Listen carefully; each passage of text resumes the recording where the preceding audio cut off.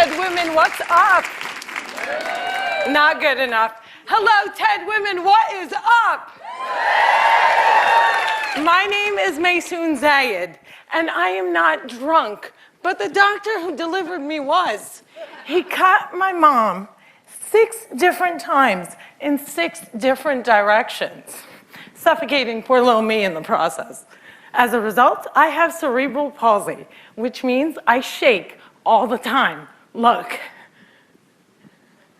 It's exhausting. I'm like Shakira meets Muhammad Ali. CP is not genetic. It's not a birth defect. You can't catch it. No one put a curse on my mother's uterus, and I didn't get it because my parents are first cousins, which they are. It only happens from accidents, like what happened to me on my birthday. Now, I must warn you, I'm not inspirational. I don't want anyone in this room to feel bad for me, because at some point in your life, you have dreamt of being disabled. Come on a journey with me. It's Christmas Eve.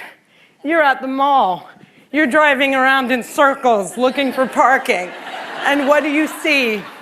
16 empty handicap spaces. And you're like, God, can't I just be a little disabled?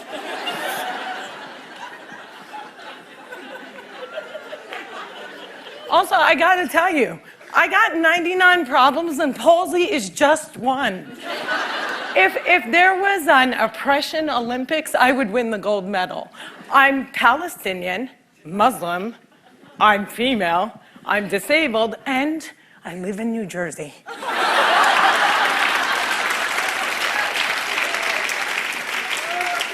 If you don't feel better about yourself, maybe you should. Cliffside Park, New Jersey is my hometown. I have always loved the fact that my hood and my affliction share the same initials. I also love the fact that if I wanted to walk from my house to New York City, I could. A lot of people with CP don't walk, but my parents didn't believe in can't. My father's mantra was, you can do it. Yes, you can. So, if my 3 older sisters were mopping, I was mopping. If my 3 older sisters went to public school, my parents would sue the school system and guarantee that I went too. And if we didn't all get A's, we all got my mother's slipper. My father taught me how I walk when I was 5 years old by placing my heels on his feet and just walking. Another tactic that he used is he would dangle a dollar bill in front of me and have me chase it. My inner stripper was very strong, and by the first day of kindergarten, I was walking like a champ who had been punched one too many times. Growing up, there were only 6 Arabs in my town, and they were all my family. Now there are 20 Arabs in town, and they are still all my family. I don't think anyone even noticed we weren't Italian.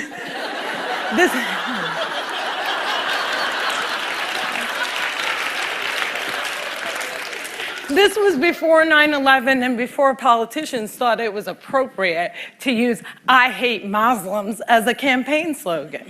The people that I grew up with had no problem with my faith. They did, however, seem very concerned that I would starve to death during Ramadan.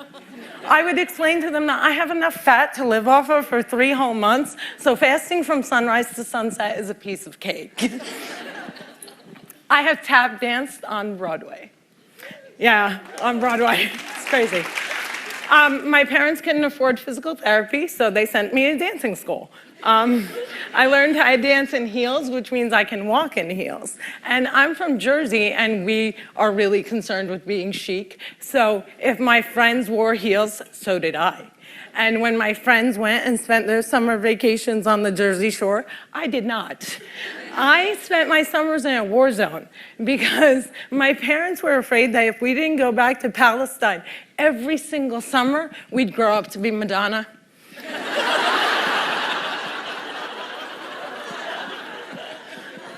Summer vacations often consisted of my father trying to heal me. So I drank deer's milk, I had hot cups on my back, I was dunked in the Dead Sea, and I remember the water burning my eyes and thinking, it's working, it's working. But one miracle cure we did find was yoga. I have to tell you, it's very boring. But before I did yoga, I was a stand-up comedian who can't stand up. And now I can stand on my head. My parents reinforced this notion that I could do anything, that no dream was impossible. And my dream was to be on the daytime soap opera General Hospital. I went to college during affirmative action and got a sweet scholarship to ASU, Arizona State University, because I fit every single quota. I was like the pet lemur of the theater department. Everybody loved me. I did all the less than intelligent kids' homework. I got A's in all of my classes, A's in all of their classes. Every time I did a scene from The Glass Menagerie, my professors would weep. But I never got cast. Finally, my senior year, ASU decided to do a show called They Dance Real Slow in Jackson.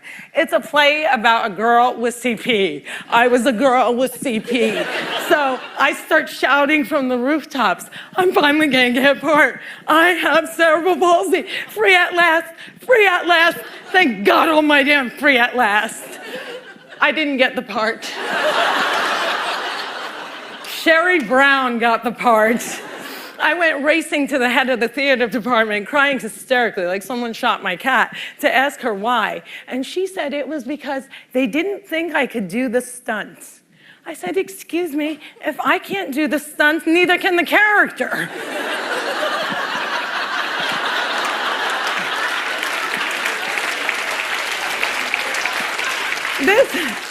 This was a part that I was literally born to play, and they gave it to a non-palsy actress.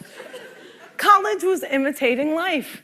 Hollywood has a sordid history of casting able-bodied actors to play disabled on screen. Upon graduating, I moved back home, and my first acting gig was as an extra on a daytime soap opera. My dream was coming true. And I knew that I would be promoted from diner to wacky best friend in no time. But instead, I remained a glorified piece of furniture that you could only recognize from the back of my head.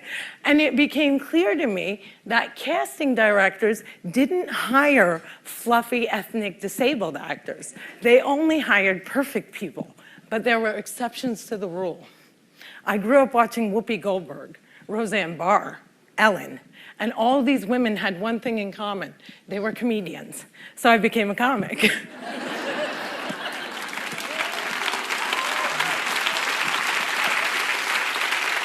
My first gig was driving famous comics from New York City to shows in New Jersey. And I'll never forget the face of the first comic I ever drove when he realized that he was speeding down the New Jersey Turnpike with a chick with CP driving it. I performed in clubs all over America, and I've also performed in Arabic in the Middle East, uncensored and uncovered. Some people say I'm the first stand-up comic in the Arab world. I never like to claim first, but I do know that they never heard that nasty little rumor that women aren't funny and they find us hysterical. In 2003, my brother from another mother and father, Dean Obidallah, and I started the New York Arab American Comedy Festival, now in its 10th year. Our goal was to change the negative image of Arab Americans in media, while also reminding casting directors that South Asian and Arab are not synonymous.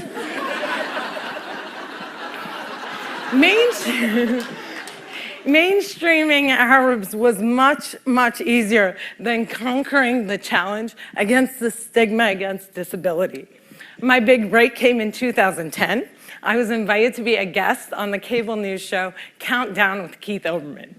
I walked in looking like I was going to the prom, and they shuffle me into a studio and seat me on a spinning rolling chair. So So I looked at the stage manager and I'm like, excuse me, can I have another chair? And she looked at me and she went, 5, 4, 3, 2, and we were live, right? So I had to grip onto the anchor's desk so that I wouldn't roll off the screen during the segment. And when the interview was over, I was livid. I had finally gotten my chance and I blew it. And I knew I would never get invited back. But not only did Mr. Oberman invite me back, he made me a full-time contributor and he taped down my chair.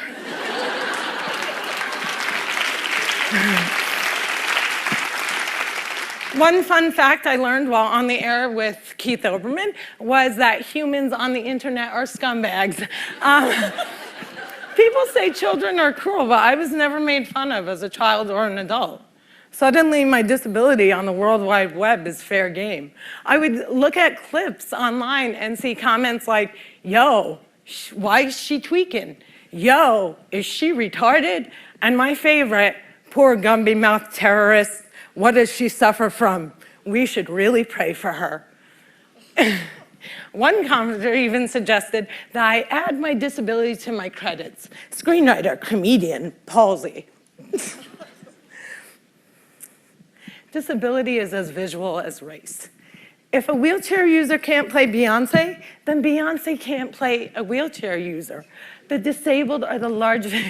Yeah, clap for them, man. Come on.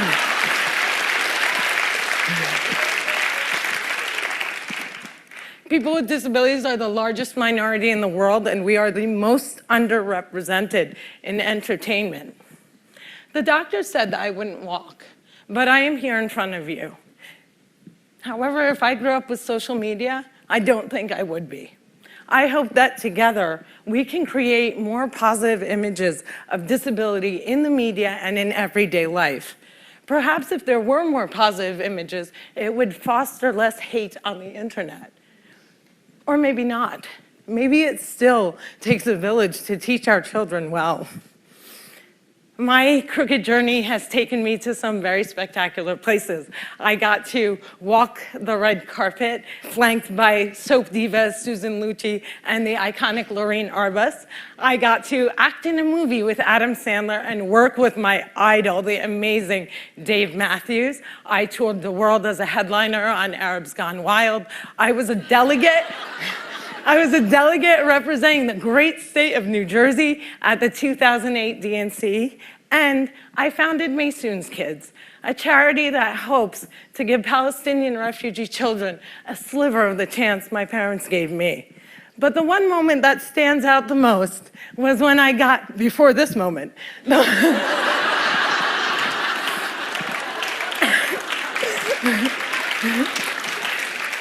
but the one moment that stands out the most was when I got to perform for the man who flies like a butterfly and stings like a bee, has Parkinson's and shakes just like me, Muhammad Ali.